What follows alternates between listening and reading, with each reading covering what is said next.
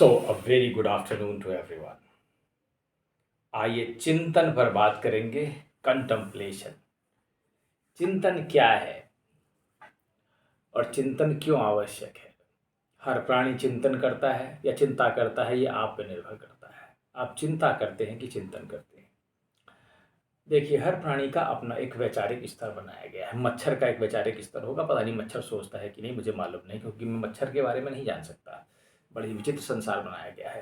Cockroach, मच्छर, चिड़िया, तोता, कबूतर और मछलियाँ कैसे सोच रही हैं या क्या चिंतन कर रही हैं, इस बारे में हम नहीं जानते, लेकिन हम ये अवश्य समझ सकते हैं कि ये सब इनका चिंतन जो है वो भूख और मैथुन तक सीमित हो सकता है।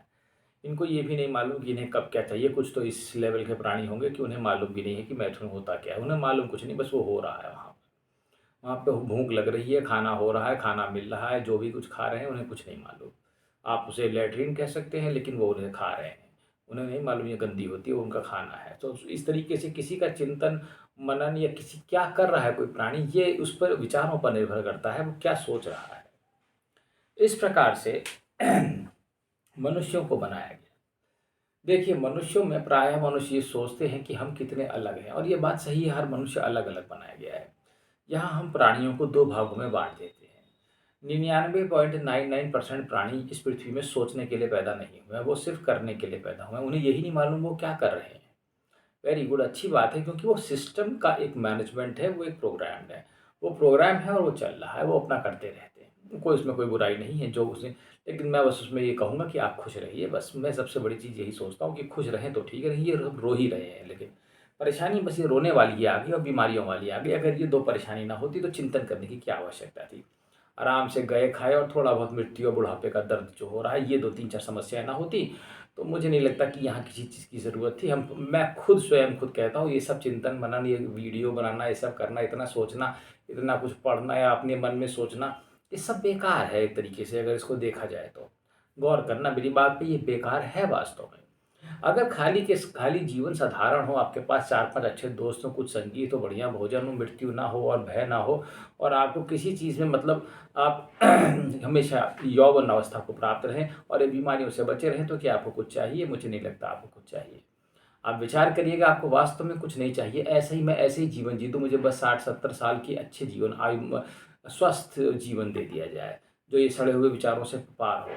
तो मैं मानता हूँ कि मुझे भी कुछ नहीं चाहिए। मुझे कोई आत्मा या ब्रह्म या किसी परमेश्वर की आवश्यकता नहीं है। मैं सिर्फ खुश रहूँ और मैं जीऊँ और खाऊँ-पीऊँ और आराम से सोऊँ। मुझे क्या करना?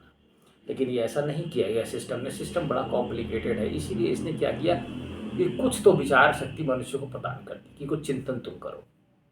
और मैं आपको बता दूं, चिंतन आधार है।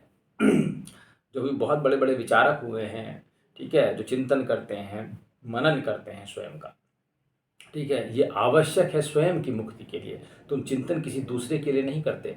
मैं ये वीडियो किसी दूसरे के लिए नहीं बना रहा हूँ, लेकिन मैं सोचता यही हूँ कि ये मैं ही सुनूंगा। एक तरीके से इसको समझना मेरी बात को, ठीक है, क्योंकि जब तुम उस अवस्था में पहुँच जाओगे तो तुम ही अपने वीडियो को स्वयं सुन रहे होगे। खैर, जब हम उस अवस्था में नहीं हैं, तो जैसे भगवान श्री कृष्ण आए और गीता का उपदेश छोड़ के चले गए, वो काम तो आ ही रही है। इसी तरीके से मेरा भी जो भी कुछ थोड़ा बहुत है, ये किसी न किसी को हो सकता है काम ही आ जाए। ये सोच करके इसको बनाया जाता है। तो इस प्रकार से चिंतन और मनन आधार है स्वयं को जानने का। उसकी आवश्यकता इसलिए है कि हम स्वयं को जानें, ठीक है, क्योंकि हम स्वयं क्या है। जब इतनी सारी समस्याएं हमारे सामने खड़ी हों, तो हम और समस्याएं क्यों बनाएं, और दूसरी बात यह है कि इन समस्याओं का निराकरण क्या है। स्वाभाविक सी बात है। तो स्वचिंतन और स्वमनन ये आवश्यक पड़ जाता है। इसके लिए आपको समय चाहिए। आप अकेले में बैठ के विचार ज़रूर करें कि जीवन क्या है, ये मेरा जीवन कैसे चल रहा है। अगर मान लीजिए आपकी आयु कोई 20-25 साल की है, तो आप चिंतन मनन नहीं करेंगे, आप हार्मोन्स के जो जोश में उसी में बह जाएंगे।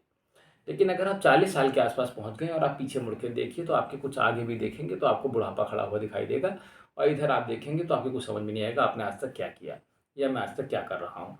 तो इस प्रकार से अगर वो बुद्धि आपको दी गई है चिंतन मनन की, वैसे तो आप कोशिश करके भी नहीं सोच सकते। सिस्टम ऐसा बनाया गया है, चाहे आप कितनी भी कोशिश कर लें, आप चिंतन और मनन कर भी नहीं सकते यहाँ पर, क्योंकि उसके लिए भी एक बुद्धि दी जानी चाहिए कि मनुष्य को।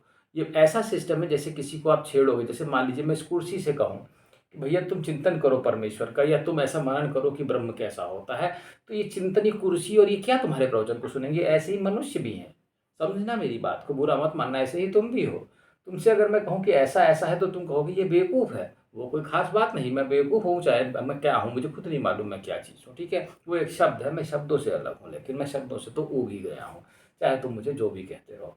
बहरहाल मैं तुम्हें समझा रहा था जैसे मैं इस कुर्सी को ज्ञान देना शुरू कर दूँ कि तुम ब्रह्म में चिंतन करो, तुम ये हो, तुम स्वयं हो, तुम स्वयं को जानो। ये ऐसा ही है जैसे किसी मूर्ख मनुष्य को समझाना। मैं जब किसी भी बहुत बड़े योगी को या किसी भी भक्ति मतलब गुरु जी को बहुत सारी भीड़ को प्रवचन देते हुए सुनता हूँ, देखता हूँ तो मुझे हँसी आने लगती है, ये क्या कर रहे हैं? मुझे समझ में नहीं आता इससे इसमें कौन-सा सुधार होने वाला है, लेकिन मैं फिर भी ये कहता हूँ कि उसमें से हो सकता है एक आध कोई बैठा हो जिसको कुछ थोड़ा बहुत उसका असर होता हो।